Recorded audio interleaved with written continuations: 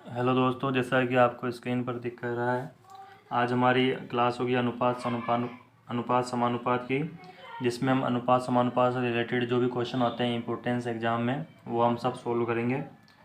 और ये जो क्वेश्चन मैं आपको करा रहा हूँ, ये वही क्वेश्चन है जो मोस्टली एग्ज़ाम में पूछे जाते हैं। ये क्वेश्चन जो मैं आपको कराऊँगा, ये बार बार एग्ज़ाम में आए हुए हैं दोस्तों। तो ये क्वेश्चन मैंने किसी बच्चे को लिखने के लिए दिए थे, जो उसने बार बार ये गलती करी थी। मेरे बताने के बाद भी उसने ये गलती करी थी, इसलिए मैं इसको पेपर में लिख के लेके आया हूँ दोस्तों। तो वीडियो ज़्यादा लंबा नहीं खींचे, इसलिए मैं आपको समझाता हूँ। देखिए दोस्तों, ए अनुपात बी बराबर 3:5 दे रखा है और बी अनुपात सी बराबर 2:3 दे रखा है। आपको पूछा डायरेक्ट ए अनुपात बी अनुपात सी।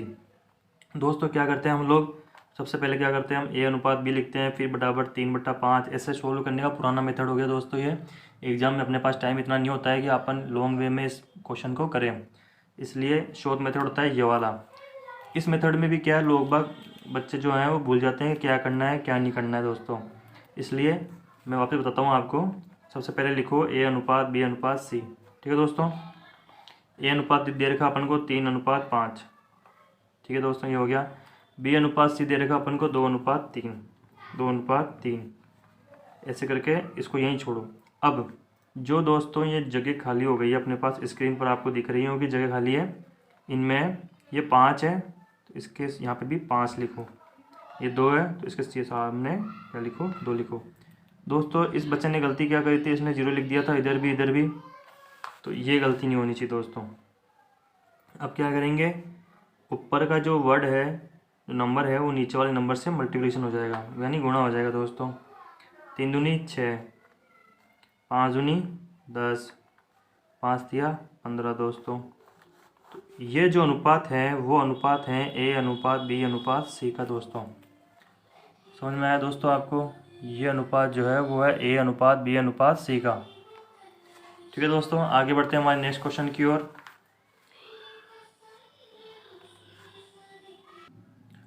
दोस्तों हम चलते हैं हमारे नेक्स्ट क्वेश्चन की ओर। ये क्वेश्चन भी उसी के जैसा है सेम, बस इसमें उसमें 3 संख्या दे रखी थी, इसमें 4 संख्या दे रखी है। आइए दोस्तों सोल्व करते हैं इस क्वेश्चन को। ए अनुपात बी 2:3 दे रखा है, बी अनुपात सी 4:3 दे रखा है और सी अनुपात डी 1/2 दे रखा है दोस्तों। अब पूछा क्या, ए अनुपात बी अनुपात सी अनुपात डी। इसको सबसे पहले क्या करेंगे, हम इनको लिख लिया हमने। ठीक है दोस्तों, इसके अलावा कुछ भी नहीं, दिमाग नहीं लगाना दोस्तों, ना कोई रॉन्ग मेथड सीखना अपन को, अलग अलग वीडियो भी नहीं देखनी है आपको। यही मेथड होगा और यही जगह सब जगह काम में आएगा। ए अनुपात बी 2:3 हो गया। ठीक है दोस्तों, बी अनुपात सी 4/3, तो यहाँ 4 आ गया, यहाँ 3 आ गया। सी अनुपात डी 1/2। ठीक है दोस्तों, अब ये जो जगह खाली है वहाँ पर इनके जो सामने है ना वर्ड नंबर, वो ही लिखना अपन को। जैसे 3 है, यहाँ 3 आ गया, यहाँ 3 आ गया, यहाँ 3 आ गया, यहाँ 4 आ गया, यहाँ 1 आ गया, यहाँ 1 आ गया। दोस्तों आप बताइए मुझे, कोई जगह खाली रह गई है इसमें? कोई भी जगह खाली नहीं रही है। अब क्या करना है, अपना वही काम पहले वाला, मल्टीपल करता है इनको। 4 दूनी 8, 8 एकम 8, 4 तिया 12, 12 एकम 12, 3 तिया 9, 9 एकम 9, 3 तिया 9, 9 9 दूनी 18। ये अनुपात है किसका, ए अनुपात बी अनुपात सी अनुपात डी का दोस्तों। दोस्तों चेक कर लो, अगर ये संख्या कट रही है तो इसको काट सकते हैं अपन, अगर ये संख्या कट भी रही है आपस में तो काट सकते हैं। ये तीनों आपस में कट जाएगी लेकिन नहीं कटेगी, इसलिए यही इसका अनुपात होगा दोस्तों। दोस्तों हम चलते हैं हमारे नेक्स्ट क्वेश्चन की ओर। स्क्रीन पर आपको नेक्स्ट क्वेश्चन दिख रहा होगा दोस्तों। 1 घंटा 35 मिनट का 160 सेकेंड से क्या अनुपात होगा। कुछ लोग क्या करते हैं, 1 घंटा 35 मिनट डायरेक्ट 160 से अनुपात निकाल के छोड़ देते हैं दोस्तों। ये बात ध्यान रखना, यहाँ मैंने मिनट दे रखा और यहाँ पर सेकंड दे रखा, सबसे बड़ी चीज़ यही है दोस्तों। अब सबसे बड़ी चीज़ दोस्तों यही है, आप भी ध्यान रखना। यहाँ पे भी मैंने घंटा दे रखा है, यहाँ पे 35 मिनट दे रखा है और यहाँ पर सेकंड दे रखा है दोस्तों। ये जो क्वेश्चन है वो कैलकुलेटिव है, इसलिए कैलकुलेशन में बिल्कुल भी गलती नहीं करनी दोस्तों आपको। ठीक है दोस्तों, आगे बढ़ते हैं हमारे क्वेश्चन की ओर। अब 1 घंटा बराबर होगा दोस्तों, अपने माइंड में दोस्तों आपको सवाल पढ़ना, सवाल ऐसा नहीं आप हर एक चीज़ लिखें। 1 घंटा बराबर 60 मिनट होता है दोस्तों, आपको पता है। यहाँ पर 1 घंटा और 35 मिनट दे रखे हैं, तो 60 में अपन 35 ऐड कर देंगे, कितना हो गया 95 मिनट। दोस्तों हमको पता है 1 मिनट में कितने सेकंड होते हैं दोस्तों? 60 सेकंड होते हैं। ये चीज़ भी जिसको पता नहीं है वो जाके अपनी LKG HKG क्लास पहले इम्प्रूव करके आए, फिर सीखेंगे तो ज़्यादा बेटर रहेगा। ठीक है दोस्तों, अब क्या करें, अपन को कितने मिनट दे रखे हैं टोटल? 95, और 1 मिनट में कितने सेकंड होते हैं? 60। तो दोस्तों 95 इंटू 60 कितना होगा?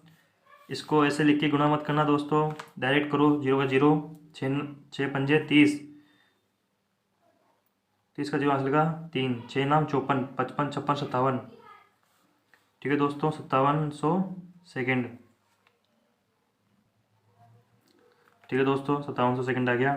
अब अनुपात निकालना है, 5700 अनुपात 160, दोनों सेकेंड में आ गए दोस्तों, कोई दिक्कत नहीं है। 0 से 0 काटो, अब इसको 2 से काटो पहले, 2 दूनी 4, 2 अट्ठे 16 और 2 पंजे 10। ठीक है दोस्तों, इसको कटोगे तो कितना आया दोस्तों?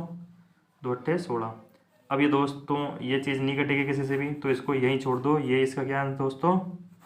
आंसर है। आपको एग्ज़ाम में 4 ऑप्शन देंगे तो उसमें आपको दिए हुए रहेंगे कुछ कुछ। कभी कभार क्या होता है दोस्तों, अगर हमारा ऑप्शन जैसे अपना आ गया 5:10, ऑप्शन वाला जैसे अपना उत्तर है 5:10, और एक दूसरा ऑप्शन दे रखा हमको 1:2, और हमारा उत्तर दोस्तों आ रहा है कितना? आ रहा है हमारा उत्तर 1 मिनट सेकेंड, हमारा उत्तर मान लो आ रहा है 5:10 हमारा मतलब उत्तर आ रहा है इसमें। तो इन दोनों में से कौन सा उत्तर सही होगा दोस्तों? आप दिमाग लगाइए, ज़रूर आपसे होगा दोस्तों ये। देखिए दोस्तों, सबसे मेन चीज़ है कि इसमें ये उत्तर सही होगा या ये होगा, क्योंकि 5:10 हमारा उत्तर आ रहा है और 5:10 यहाँ पर आ रहा है। दोस्तों मैं बता देता हूँ आपको, ये चीज़ एकदम गलत है दोस्तों, ये जो है एकदम गलत है। क्यों है? क्योंकि ये 5:10 जो है ये अभी भी कटेगा, इन दोनों में 5 का भाग जाएगा और उत्तर आएगा 1:2। तो ये 1 जो है वो इसका राइट आंसर हो जाएगा दोस्तों। समझ में आया दोस्तों आपको ये सवाल? दोस्तों हम बढ़ते हैं अपने नेक्स्ट क्वेश्चन की ओर। अंजलि और सिमरन। अंजलि तो कौन सी मूवी में होती है, सिमरन तो मुझे पता है शायद उसमें होती है DDLJ में, और अंजलि तो मोस्टली फिल्म में होती है। ठीक है दोस्तों, अब अंजलि और सिमरन की वर्तमान आयु क्रमशः 15 और 25 वर्ष है। 15 वर्ष बाद इनकी आयु का अनुपात क्या होगा? डायरेक्ट इस दोस्तों इस क्वेश्चन को डायरेक्ट करना है, बिना कुछ दिमाग लगाए, कुछ भी दिमाग में लगाना। ऐसे क्वेश्चन वैसे टेढ़े मेढ़े आते हैं, लेकिन अपन को ये क्वेश्चन सीधा सीधा दे रखा है, इसलिए अपन को कहीं भी दिमाग नहीं लगाना है दोस्तों। आगे करते हैं दोस्तों, 15/25। ठीक है दोस्तों, अब 15 वर्ष बाद पूछा है तो इसमें 15 ऐड करेंगे और इसमें भी 15 ऐड कर देंगे, ये हो जाएगा 30। ये कितना हो गया दोस्तों? 25, 30, 40। अनुपात क्या हो गया? 3:4। कैसे हुआ? ये कट गया 3:4। दोस्तों ये सवाल देखिए आपकी स्क्रीन पर, 4, 5 व 3 का चतुर्थ समानुपाती क्या होगा? तो इन सवालों को करने के लिए सबसे पहले ये पता होना चाहिए कि समानुपाती चतुर्थ समानुपाती कैसे ज्ञात करते हैं। तो जैसे कि A/B है, C/D है, अब एक एक लगा दो पहले इनमें। ऐसी जो संख्या होती हैं इसमें प्रथम समानुपाती, द्वितीय समानुपाती, तृतीय समानुपाती और चतुर्थ समानुपाती। ठीक है दोस्तों, इनको लिखने का तरीका होता है दोस्तों A/B बराबर C/D। इनको लिखने का ये तरीका ये होता है। इसमें पूछा अपन को चतुर्थ समानुपाती, तो 4:5, 3:X। ठीक है दोस्तों, इसको लिखेंगे कैसे? 4/5 बराबर 3/X,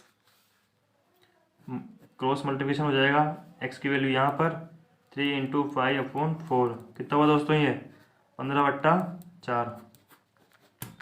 तो दोस्तों ये इसका आंसर होगा। इसमें कोई भी कुछ भी सोचने का नहीं है, अपने को समझने का नहीं है, डायरेक्ट ये आंसर होगा।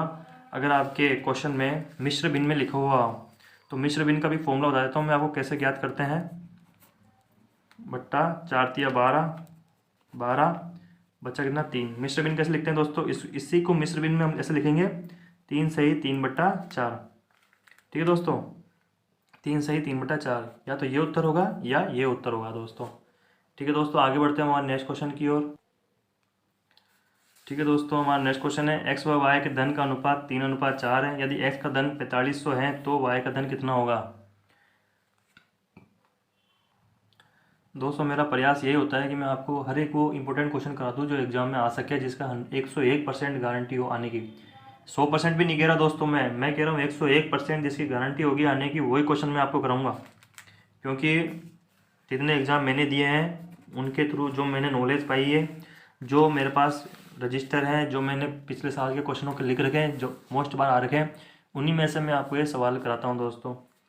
तो एक्स वाई का धन का अनुपात इतना दे रखा है, एक्स अनुपात वाई दे रखा अपन को 3:4। एक्स का धन 4500 है तो वाई का धन कितना होगा। सिंपल सा दोस्तों, इसमें कुछ भी दिमाग लगाने की जरूरत नहीं है आपको इतना, क्योंकि क्या कभी कभार क्या होता है दोस्तों, एग्जाम में कोई क्वेश्चन आ जाता है ना, इजी भी होता है, लेकिन एग्जाम के प्रेशर की वजह से हम उसको सवाल को समझ नहीं पाते और उसको गलत कर देते हैं।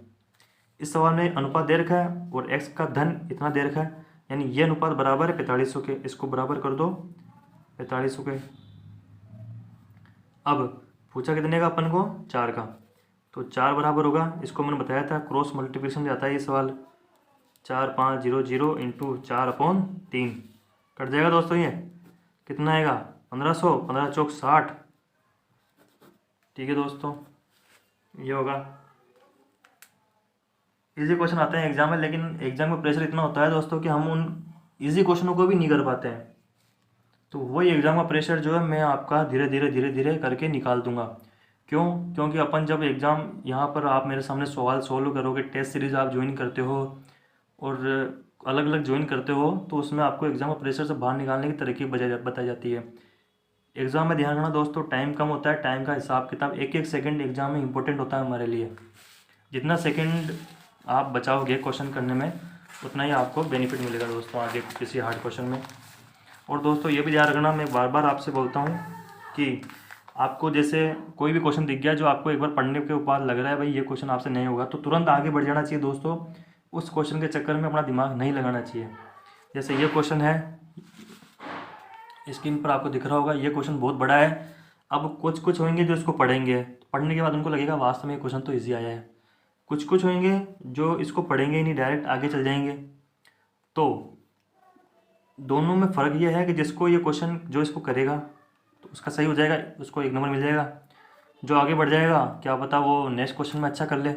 लेकिन दोस्तों घाटा किसका है, जिसको ये कन्फ्यूज़न में लग रहा है और इसको करने बैठ गया, धीरे धीरे वो करेगा इस सवाल को। जब तक मान लो इस क्वेश्चन में 1 सेकंड लगना चाहिए था और वो इसमें 3 सेकंड लगा देगा, फिर भी उसका उत्तर नहीं आएगा, तो उसको घाटा नहीं, बहुत बड़ा घाटा है दोस्तों। ठीक है दोस्तों, आगे बढ़ते हैं हम हमारे सवाल की ओर। राम और श्याम ने मिलकर, आपको स्क्रीन पर दिखाई दे रहा है, 1460 रुपये जमा किए। यदि दोनों हिस्सों का अनुपात 2:3 हो तो राम ने कितनी राशि जमा की और राम व श्याम की राशि में अंतर बताओ। तो दोस्तों देख लीजिए, सवाल में कुछ भी नहीं आया है, इतना कुछ खास आया नहीं है। डायरेक्ट मैं आपको सोल्व कराऊंगा जिससे आपको एग्जाम में करना है, समझा के कराऊंगा दोस्तों। टोटल अनुपात कितना है 2:3। तो राम ने कितनी राशि जमा करी, ठीक है, राम ने 2 जो है ये राशि उसने जमा करी है और ये शाम की राशि है। अब टोटल राशि कितनी है 1460, तो ये निकालना आता है हमको। 5 कैसे आया, इन दोनों को जोड़ देंगे तो 5 आ जाएगा, इंटू 1460 1460।